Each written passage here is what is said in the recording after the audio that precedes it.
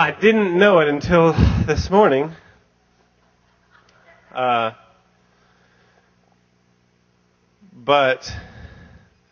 God was setting up a message for the past month or so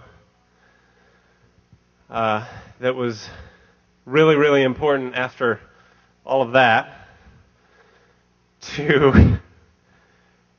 for me to respond in while I was saying the I wills and I am and all of those. If it weren't for the little phrase, and Pastor Rick, you might have to help me out, if it weren't for fully aware of your flesh or my lack, the fact that I don't have this, and then Pastor Rex saying through practice you will have this. I feel like this message tells you what Pastor Rick and Pastor Rex, I understand, told you a while ago. I will fail you. This ceremony today, while incredible, and I am so honored to be here speaking with you this morning and have the opportunity to teach your children and learn everything I can about every family in this room. And I'm not perfect. I'm going to fall. This is brand new to us. Me in full-time ministry and Katie being able to do the ministry of being a stay-at-home mom. This is brand new to us. So I want to talk to you how I'm a Christian when I kind of have to be sometimes. When I think of the most irritating job and the most boring job or just the most frustrating job, I won't normally think of the greeters at Walmart. I mean, there are much worse, telemarketer is probably, I would think, worse than that and all kinds of stuff. But this particular morning, this greeter had it out for me. He was irritated with somebody, but he was coming after me for some reason. Or he was bored and he just wanted to mess with my head. Because it was a Sunday morning, and I was setting up in the back in Children's Church, and we just got a brand new laptop for Children's Church, and I didn't have the right cable to set up the projector for our worship. So I'm running out at 9:30 on a Sunday morning trying to find this right cable that I'm pretty sure I'm not going to find anyway. So I'm stressed. I'm frustrated already. All this kind of stuff. And I go to all the places I think might have a more technical cable. I go to Office Depot and Best Buy, and then I go to Sam's Club where I bought the computer, or the church bought the computer. I didn't buy it. And all of them were closed at 9:30 on a Sunday. So then I'm like, I don't really want to go to Walmart, but I will. And I'm carrying around the laptop and the cable that I do have that doesn't work because I'm like, I don't even know what I need. And I'm running in, and I just don't want to be, this guy think I'm stealing or anything. So I see the greeter walking in, and I make eye contact with him. And he sees me, he sees the laptop, and I'm power walking through. And I'm like, okay, he saw me. We'll be all good when I'm trying to get out of here. I go to the back, and of course they don't have it. And I'm walking out, and the same guy connects eyes with me and stops me. He said, "Do you have a receipt for that?" I said, you just saw me come in with this. Probably wasn't that harsh, but that's what I was feeling. I said, you just saw me come in with this. And here's where I thought he was bored or he was messing with me or something. He goes, the one you came in with was black. And I looked down and I got a gray case on the computer. I'm like, are you kidding? And I thought he was messing with me. Older guys, because he was like 90. And they just mess with you sometimes. And so it was like a TV show. It was like a movie. I was like,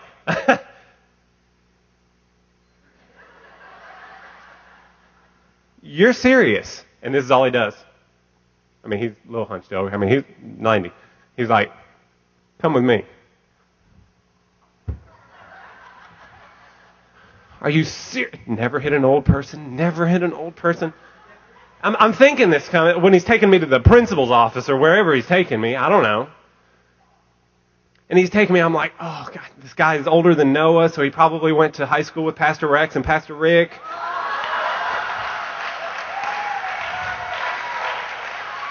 He says I'm not funny.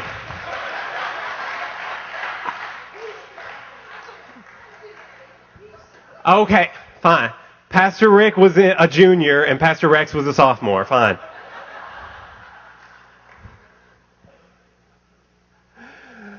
But that's what I'm thinking. I've met people all over already. We've been here a month, and I've met people all over that are connected to the church, that are connected to the daycare, that are connected in some way or another. I mean, I'm in children's church. He might be here right now, and he might go here, and I don't know.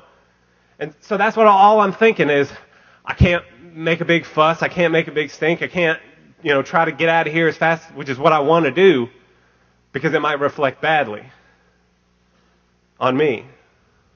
Might make me look bad, or it might hurt the ministry that I'm trying to do. I'm not going to punch him, but rumor gets around, and it's like, don't go to that church. Don't send your kids there. He punched a 9-year-old guy at Walmart. And so this is what I'm thinking, and I'm like, man, sometimes afterwards, after I calm down, and I told him, I was like, oh, you probably saw the bottom, because it's black. And he goes, oh, that's what I saw. And I'm like, okay. And I was out of there. But afterwards, I'm like, I was really only calm in that situation because I was like, I have to be a Christian right now. I'm only a Christian a lot of times. There's so many stories that I had to choose from that I could have opened with that. Because a lot of times I'm only Christian when I have to be. I'm going to share a prayer today. We're going to look at a prayer from King David in Psalm 9.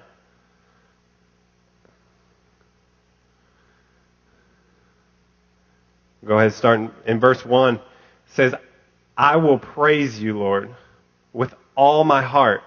This is King David. Kids, King David was the man after God's own heart, right? I will praise you, Lord, with all my heart. I will tell of all the marvelous things you have done. I will be filled with joy because of you. I will sing praises to your name, O Most High. He said all these things. We sang the word. You guys realize how many times we said the word all in worship this morning? We said take it all. There were so many, that was the spirit of worship this morning, of Jesus, I just want to give it all to you. But when we do that, the biggest thing that I have trouble with is I know that people are going to notice me. If I step out and be different, not only from everybody else around me, but different from the person I was last week, people are going to notice. But this idea of all my heart, what does that look like? I was trying to think of how do I convey that? What is it, to bring that kind of passion, to bring that kind of whatever it is, passion about and love or frustration or anything. And so I thought of a video clip, and we're going to play it here in just a second, but I had to ask, what's a good basketball game that really got people going? Oh, and there was plenty to choose from. We'll see if you guys recognize which one this one is. Set the scene.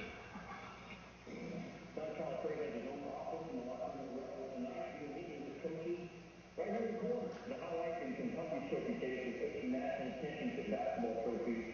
Here at Robert, they've had some of the recent success in the NCAA tournament, but the focal point of their trophy case. We might have to go ahead and fast forward that. The Marshall Memorial Keith Centurion Classic, runner-up 1990. This is the worst seat in the house in this gym that they call the Chuck. It's row 25, and really an outstanding seat when you consider row 25 at Rupp Arena is a very expensive seat. Go ahead and take it about halfway. Oh, you can't. Again, Calipari, born in Pittsburgh, grew up a couple miles from the campus, played guard at Moon High. Early on, turnovers. Jimmy Dykes, not impressed. You play in the top. You want to throw at this moment tonight in this atmosphere, you need to lose. You need to go somewhere else. You need to go to another school. You need to go to Everybody know what game this is? you go to Kentucky. It's not cool. You need to go somewhere else. Robert Morris, 10-0 to start the game. Archie Goodwin was good. How did that end? How did that end?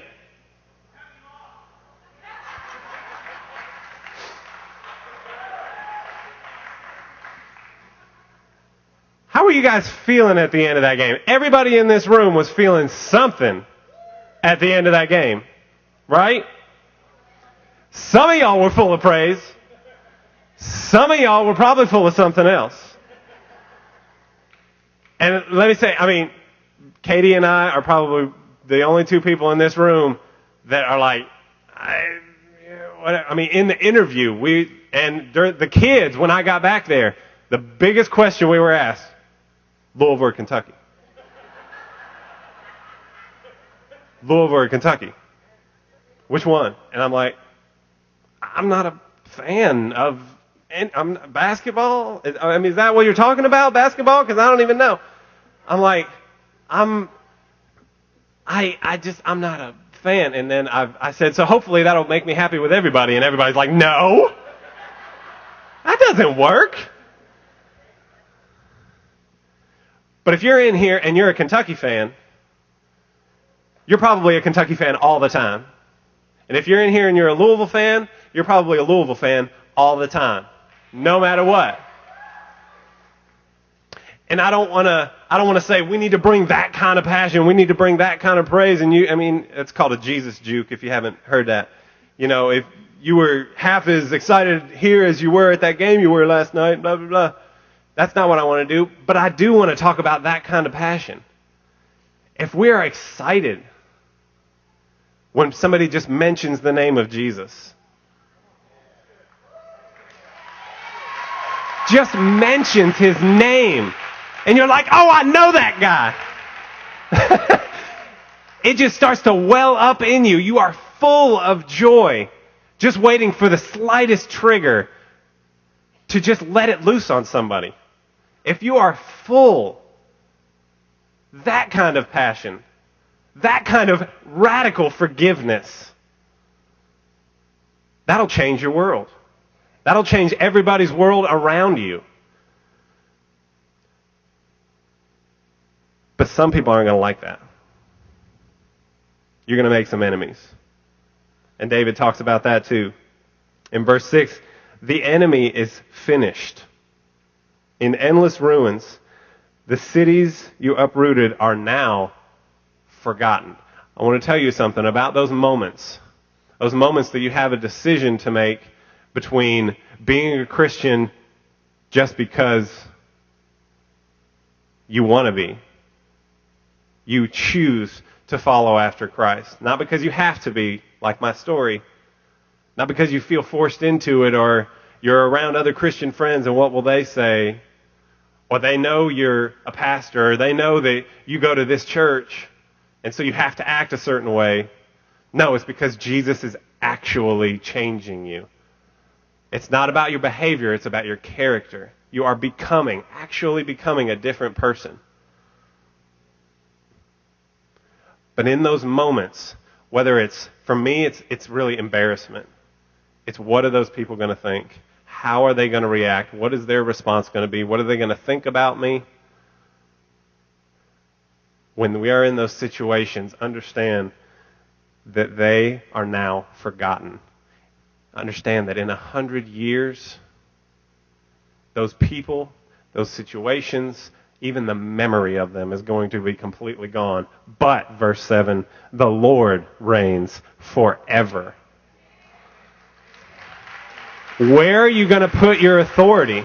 Whose authority are you going to base your decisions on? The way you lead your life. Let's keep reading. But the Lord reigns forever, executing judgment from his throne. He will judge the world with justice and rule the nations with fairness. God is a judge. This is we got to make some hard decisions, but we've been talking about in children's church about making a difference. We're talking about doing great things for God, no matter what age, no matter what size. Kids, tell every adult in this room, before I do the great things for God, I have to do the hard things for God. I've got to do the hard things for God.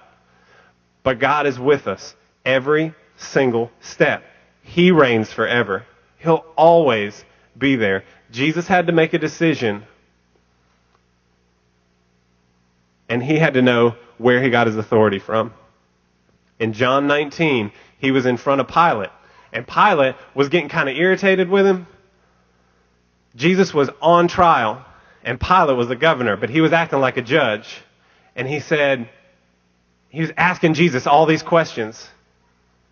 Is this what you've been saying? Have you been claiming to be God? Is this what you've been saying? Is that what you've been doing? And Jesus, if he's giving answers at all, he's just kind of like, I'll give you a little bit, but not much. And Pilate's getting frustrated, and he wants to show off. And so Pilate says this. So Pilate said to him, this is John 19, verse 10, "You will not speak to me? Do you not know that I have the authority to release you and the authority to crucify you?" Basically, he's giving Jesus a choice. He's saying, do you want to live or do you want to die? Seems like a pretty easy choice. We have those choices every day. Not as severe, but the Bible says that Jesus is tempted just as we are, yet without sin. We face those decisions. Do we want to live or do we want to die? Another way to put it, do we want to live for Jesus or do we not? Do we want to live for ourselves or not? What are those decisions we want to make? But Jesus knew who was going to reign forever. Jesus knew where he got his authority from, and so he really threw it back in Pilate's face. Jesus answered him, "You would have no authority over me at all unless it had been given to you from above." He said, your authority is not going to last. This decision that you think is going to impact me forever, it's not.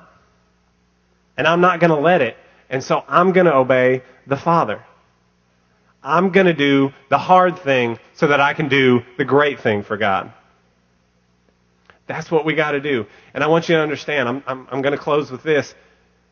This, back in Psalm 9, if you're thinking, but I'm not full. I don't give God my all. And I've tried. I try to do more. I try to serve. I try harder. I give and I give and I give and I give, and I keep screwing up. I keep messing. I want you to understand, this is a prayer. This is not David who had God's full heart and was perfect. This was a man after God's own heart. He's searching. He's asking. He's pleading. He's praying, God, I will praise you, Lord, with all my heart. I will do that by your power, trusting in your name. I will. Because I'm not right now. We hope you've enjoyed today's broadcast. We invite you to join us for Sunday service at 10:30. On Wednesday at 7 p.m., bring the whole family for Bible study. We're located at 2326 Veterans Parkway in Jeffersonville. For further information, please visit us at mycovenantlife.org